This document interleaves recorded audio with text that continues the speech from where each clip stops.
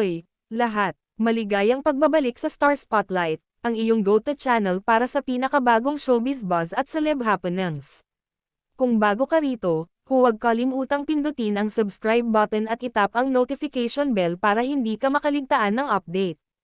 Host voiceover na may mga clip mula sa It's Showtime episode. Things got hilariously competitive on today's episode of It's Showtime. Actor Dingdong Dantes and showbiz royalty Charo Santos Cancio joined the noontime show, and they came not just come to promote a film, they came to win.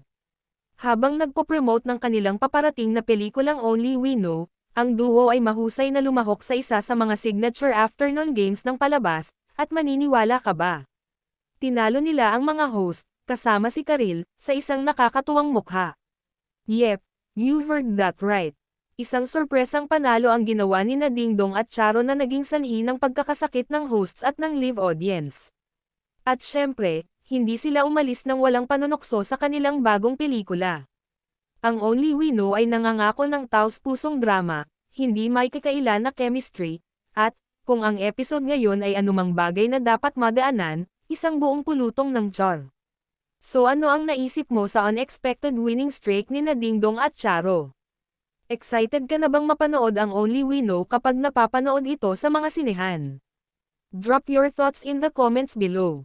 Salamat sa panonood. Para sa higit pang celebrity updates, behind-the-scenes moments, at entertainment news, siguraduhing mag-like, mag-subscribe, at manatiling nakatutok sa Star Spotlight.